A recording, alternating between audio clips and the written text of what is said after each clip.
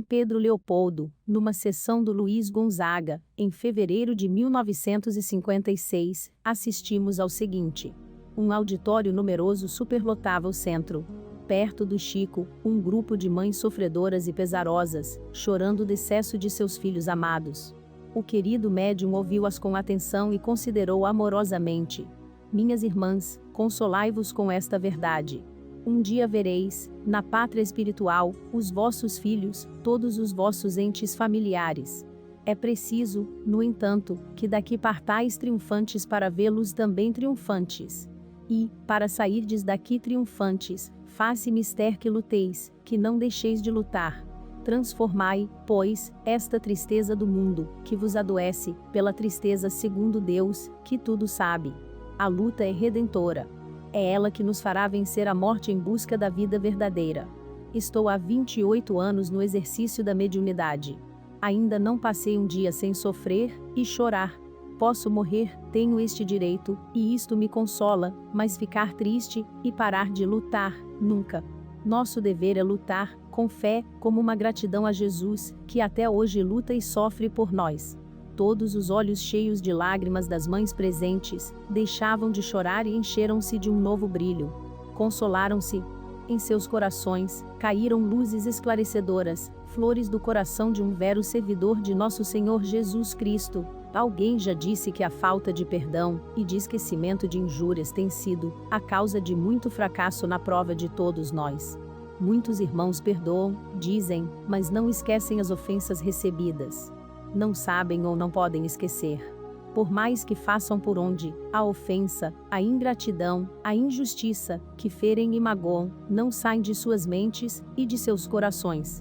Conversamos assim, em Pedro Leopoldo, com alguns confrades, após havermos participado da sessão do Luiz Gonzaga, que fora como sempre tão instrutiva.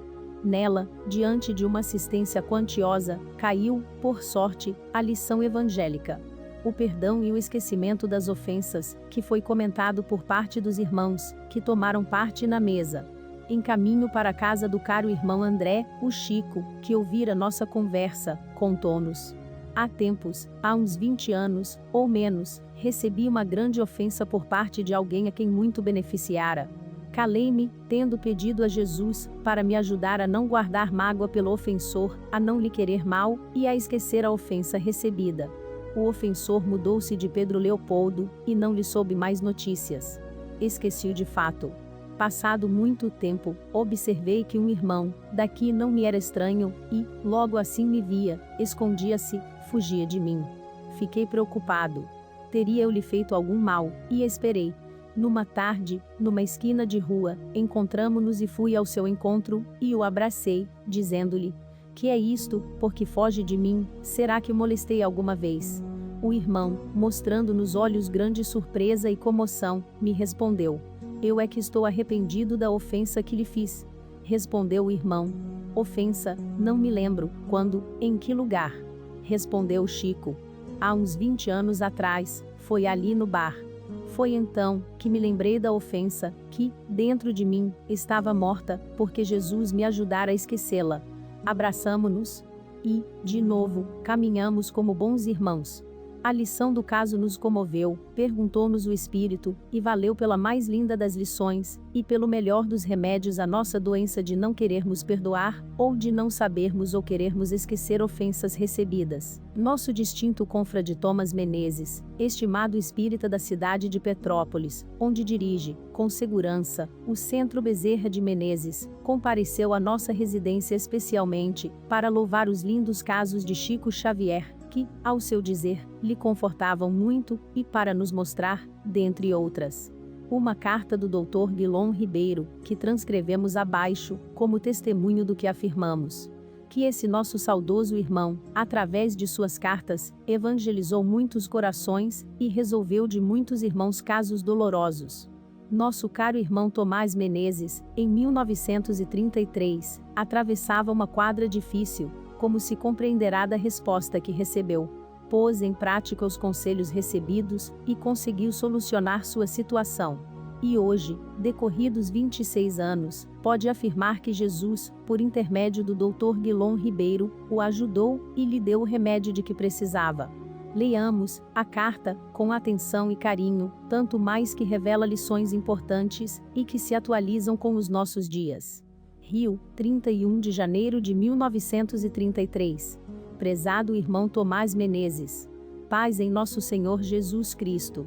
Recebi sua estimada carta de 14 do corrente, e vivamente me penalizaram as rudes provas, porque tem passado pessoalmente, bem como os demais membros da sua família, provas de que nela me informa, e que culminaram, e ficar o seu irmão Eugênio com as faculdades mentais perturbadas. Não sei se o amigo conhece alguma coisa da doutrina espírita. Como quer que seja, procure conhecê-la bem, porque só ela explica racionalmente essas e todas as outras vicissitudes de ser das dores e dos sofrimentos que lhes são peculiares, em face da justiça, da misericórdia e do amor infinito de Deus, nosso Criador e Pai. Só ela nos dá a conhecer o que é a existência corpórea, em seu verdadeiro significado, o que representa, como fator do progresso de nossos espíritos, objetivando a realização do destino único, para que Ele nos criou a todos, a suprema felicidade, que alcançaremos quando chegarmos à perfeição moral.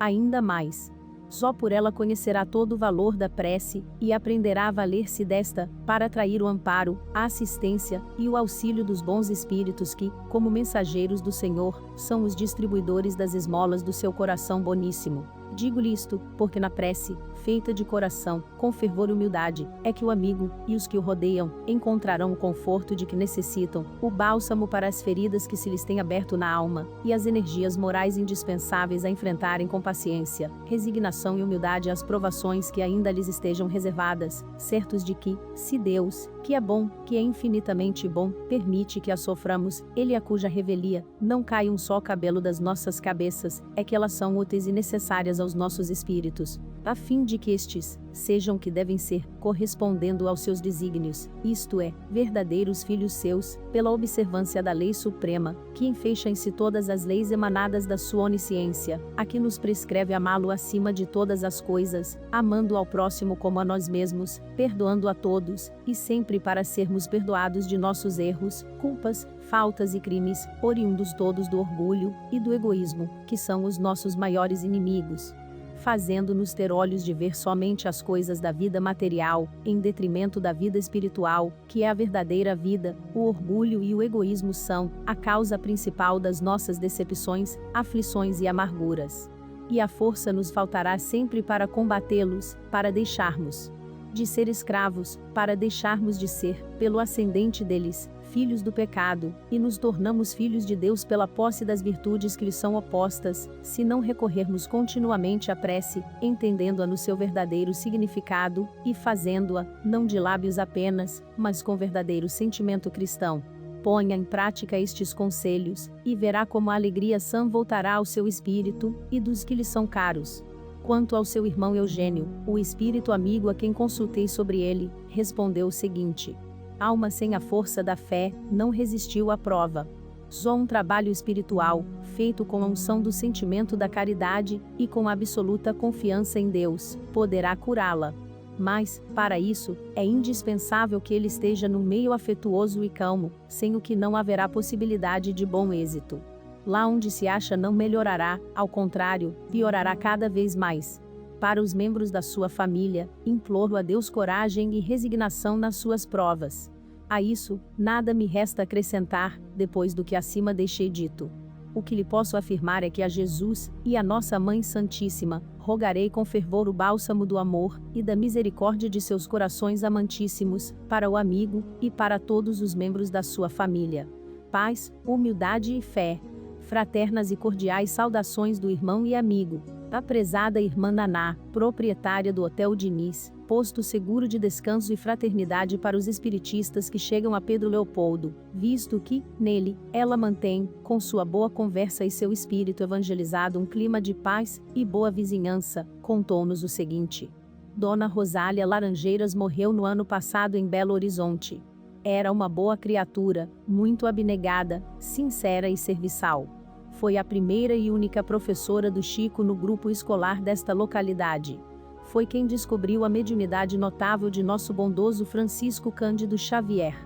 Fazia com Vescotes passeios campestres com os alunos, uma vez por semana, possibilitando-lhes sentirem a natureza, traduzirem-lhe a mensagem de amor, viverem um dia de primavera. No dia seguinte, no entanto, teriam de dar-lhe por escrito a impressão do passeio. O Chico, nas descrições, tirava sempre o primeiro lugar. Era dele a composição melhor. E isto foi chamando a atenção de todos, e dela mesmo. Não era possível. O Chico deveria ter de cor o que escrevia, porque cedia e muito o que aprendera. E assim pensando, preparou-lhe uma armadilha. Realizou um passeio mais cedo, e na volta encaminhou todos os alunos para o grupo. Desejava ali, naquele mesmo dia, a impressão. Distribuiu-lhes o papel, e esperou. No julgamento, o Chico tirou, de novo, o primeiro lugar. Escrevendo uma verdadeira página literária sobre o amanhecer e daí tirando conclusões evangélicas. Dona Rosália mandou os alunos para casa, e foi mostrar aos seus amigos íntimos a composição do Chico e todos foram acordes em reconhecer que aquilo, ou fora copiado, ou então, era dos espíritos. Cheirava mediunidade, e, desta forma, o querido médium ficou sob observação, e sendo o assunto do dia, como até hoje ele o é, depois, alguém apareceu na sua estrada. As primeiras sessões foram feitas, o Parnaso de Alenteu Trema MULO foi iniciado. A fonte começou a jorrar, e tornou-se com o tempo, por graças de Deus, uma corrente de água pura, maravilhando-nos e descedentando-nos. Que o Divino Mestre dê hoje e sempre bastante luz, força, paz e proteção ao seu vero servidor, que lhe exemplifica o apostolado, e nos mostra, como modelo, como devemos servi-lo. O Chico, num momento de distração, em que se sentia fisicamente desgastado, pois já havia atendido cerca de 80 casos, cada qual mais doloroso, como sucede diariamente, foi procurado por um irmão que o caceteou por mais de 2 horas. O boníssimo médium sentia-se experimentado em demasia. Tratava-se de um desses casos para o qual o saudoso Dr. Bezerra receitara prisão em vez de oração, por se tratar de espíritos abusadores. E, num momento de descuido, deixou o importuno irmão falando sozinho, dizendo-lhe: "Não me amole, e até logo." Isto foi o bastante, para criar um desafeto que passou, daí em diante, a não corresponder ao seu cumprimento. O Chico sentiu o caso. Nunca fizera desafetos. Possuía, como possui, a sua estrada livre, sem inimigos. E procurou resolvê-lo cristamente. E, numa tarde, pondo a vergonha de lado, e vestindo-se de bastante humildade, procurou o inimigo. E esse, atendendo ao Chico, e à sua justificativa, saiu-se com esta: "Chico, você me procura por ser humilde, ou sem vergonha?" "Por ser sem vergonha." Respondeu o Chico. "Então aceito o seu gesto de amizade, porque vejo que você é mesmo sincero." E tornaram-se, de novo, bons amigos. Nosso caro irmão Agostinho João de Deus residiu em Sabará, no estado de Minas, entre os anos de 1940 e 1946, em cuja estação da central exerceu a função de auxiliar de agente. Neste período, prestou ótima colaboração à nossa campanha de alfabetização. Hoje, reside no Rio, e, como é sincero admirador de Francisco Cândido Xavier, a quem visitava semanalmente, e de quem recebeu muitos benefícios, contou-nos os 2 casos abaixo. Durante 6 anos seguidos, uma vez por semana, visitou o Chico Xavier, e, muito especialmente, em 2 de abril de cada ano, data do seu aniversário natalício.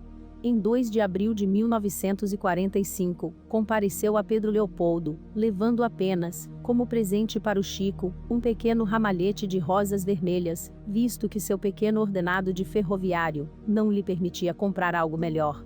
Humildemente, deixou com a bondosa Geralda, irmã do estimado médium, e, ela sem que o Chico soubesse, colocou numa jarra da mesa do Centro Espírita Luiz Gonzaga, momentos antes da sessão.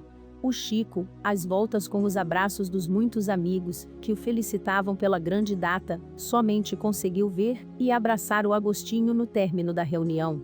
E, como a provar-lhe, de que não se esquece de ninguém, não faz pouco caso de nenhum irmão, acercou-se dele, e foi dizendo-lhe, sob sua surpresa e emoção: "Agostinho, Emmanuel pede-me que lhe agradeça as lindas rosas. Trazem algo de você, e enfeitaram a nossa reunião. E acredite, foi o melhor dos presentes que recebi,